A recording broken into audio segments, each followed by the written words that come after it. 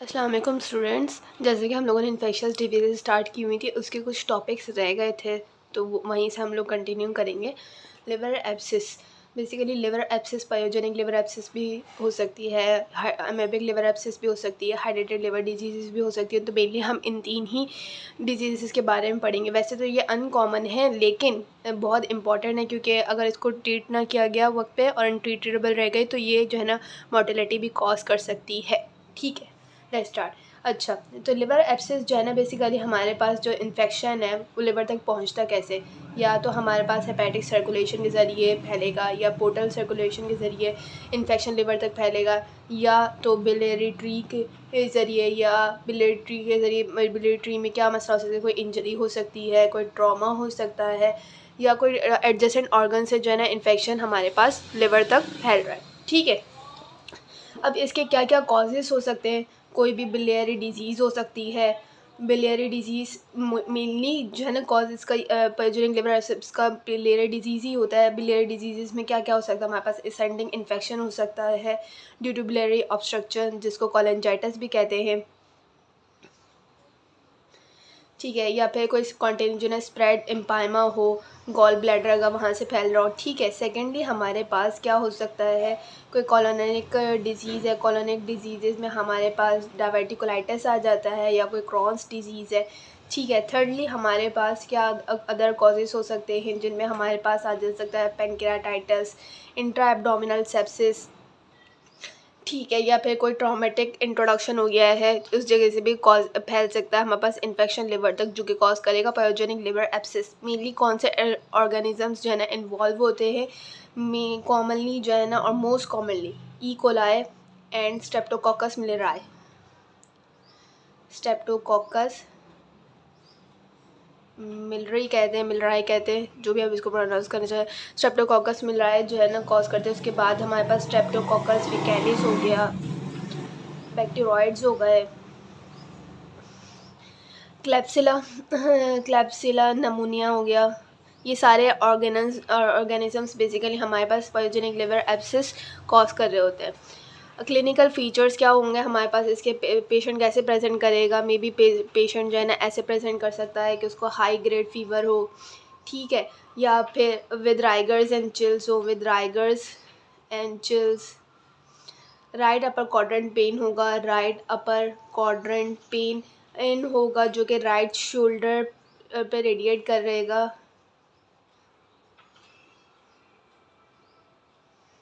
ये most common presentation होती है। ठीक है, इसके अलावा टेंडर हेपेटोमेगैली हो सकता है, जॉन्डिस मिल सकता है। ठीक है, अब हम डायग्नोस किस बेसिस पे करेंगे? या तो इस तरह से कह सकते हैं diagnosis on the basis of, या फिर हम इसको कह सकते हैं कि क्या इन्वेस्टिगेशंस करवाएंगे इन पेशेंट्स में।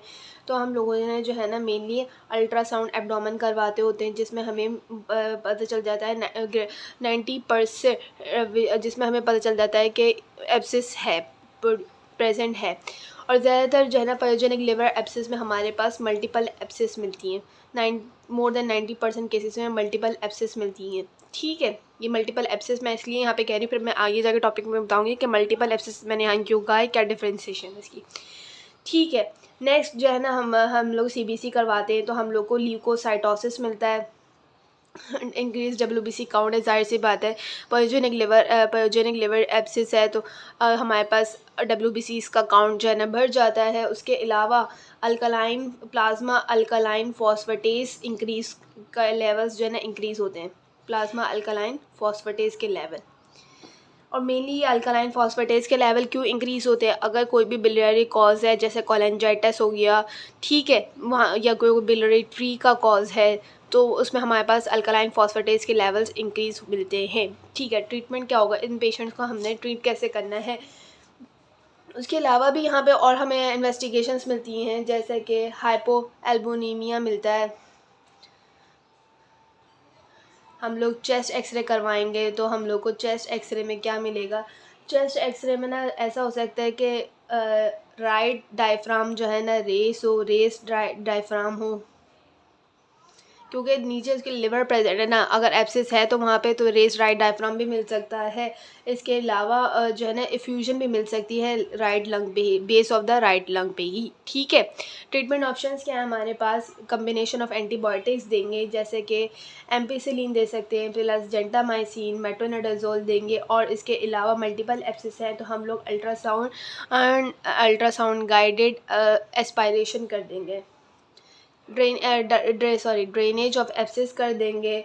ठीक है, अगर हमारे पास, और ये तभी करेंगे जब हमारे पास बहुत ज़्यादा मल्टीपल एब्सिस हो और मेडिकल थेरेपी हमारे पास फेल्ड हो चुकी हो। ठीक है, ये पायोजेनिक लिवर एब्सिस हमारे पास पूरा हो गया है यहाँ पे। नेक्स्ट हमारे पास टॉपिक है अमेबिक लिवर एब्सिस। ठीक है, नेक्स्ट टॉपिक है हमारा amoebic liver abscess. Amoebic liver abscess भी मोस्ट कॉमन जो है ना एक्स्ट्रा इंटेस्टिनल मैनिफेस्टेशन है अमेबियासिस की।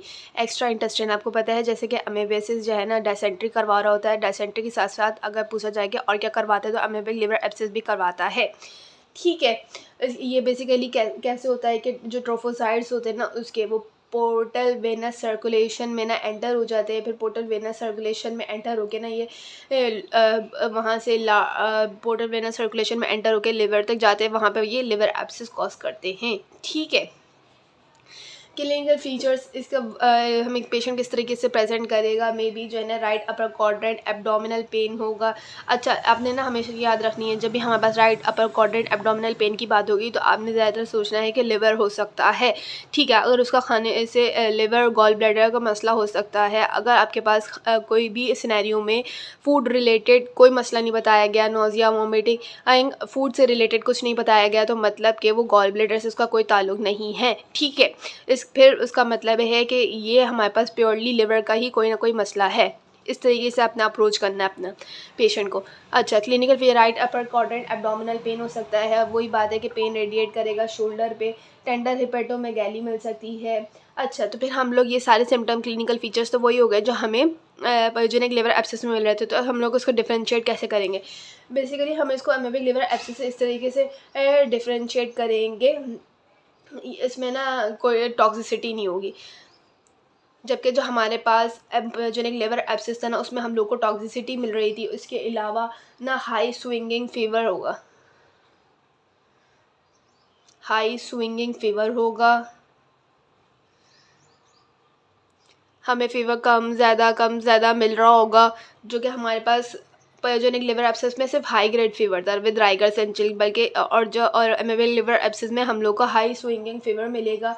और यहाँ पे जो है ना हमें सिंगल एब्सिस मिलेगी जो कि मोस्ट कॉमनली राइट लोब को ही अफेक्ट कर रही होगी, सिर्फ मोस्ट कॉमनली राइट लोब को अफेक्ट करेगी लिवर के, ये सिंगल एब्सिस होगी। और जबकि मैंने आपको पायोजेनिक लिवर एब्सिस में बताया था कि यहाँ पे हम लोग को मल्टीपल एब्सिस मिलती हैं, और कहा था कि मैं आपको आगे बताऊँगी मल्टीपल एब्सिस का क्या ताल्लुक है, क्यों हम लोग यहाँ पे मल्टीपल एब्सिस को फोकस कर रहे हैं। अब यहाँ पे ना multiple abscess more than 90% cases में मिलती होती है, ज़रूरी नहीं है कि सब में ही मिले, मोर देन 90% केसेस में मिलती होती है। जबकि अमेबिक लिवर एब्सिस में हमेशा सिंगल एब्सिस मिलेगी और most commonly right lobe of liver affect होगा।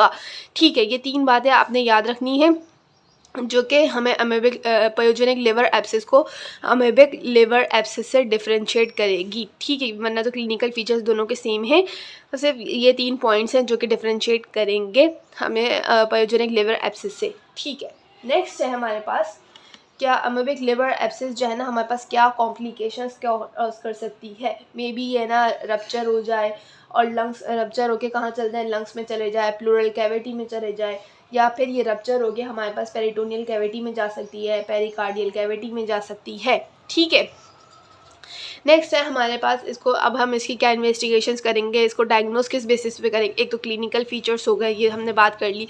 सेकेंडली हम लोग उसको किस बेस पर डायग्नोस करेंगे, एक तो हम लोग अल्ट्रासाउंड कराएंगे ताकि हमें पता चल सके कि वो अल्ट्रासाउंड कराएंगे एब्डोमेन का, जिसमें हमें ये कंफर्म हो जाएगा ये सिंगल एब्सिस है या डबल एब्सिस है। ठीक है, उसके अलावा हम सीबीसी करवाएंगे, सीबीसी में हमें न्यूट्रोफिल ल्यूकोसाइटोसिस मिलेगा, जो कि हमें सीबीसी में पिछली पायोजेनिक लिवर एब्सिस में भी ल्यूकोसाइटोसिस मिल रहा था। ठीक है, और थर्डली हम लोग क्या कराएंगे, इसमें जो ना 95% ऑफ पेशेंट्स में ना एंटीबॉडीज़ मिलेंगी, एंटीबॉडीज़ पॉजिटिव होंगी।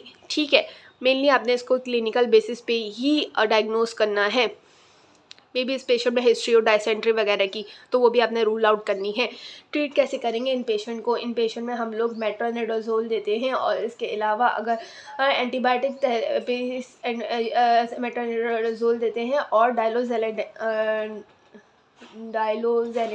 डाइलोजेनाइड फ्लोराइड देते हैं। अगर इन दोनों कम्बिनेशन से ना ठीक हो तो फिर हम लोग सर्जिकल ड्रेनेज करते हैं। अगर हमारे पास कॉम्प्लिकेशंस डेवलप हो जाएं या फिर मेडिकल थेरेपी फेल हो जाए तो फिर हम सर्जिकल ड्रेनेज कर देंगे। That's it. ठीक है, ये हमारे पायोजेनिक लिवर एब्सिस हो गया, अमेबिक लिवर एब्सिस हो गया। नेक्स्ट है हमारे पास हाइड्रेटेड लिवर डिजीज़। मेनली अपने पायोजेनिक लिवर एब्सिस में और हाइड्रेटेड और अमेबिक लिवर एब्सिस में इस बात का ध्यान रखना है, इन 3 पॉइंट्स का। टॉक्सिसिटी नहीं मिलेगी अमेबिक लिवर एब्सिस में, हाई स्विंगिंग फीवर होगा और सिंगल एब्सिस होगी अल्ट्रासाउंड पे। ठीक है, नेक्स्ट वीडियो में हम लोग बात करते हैं हाइड्रेटेड लिवर डिजीज़ की।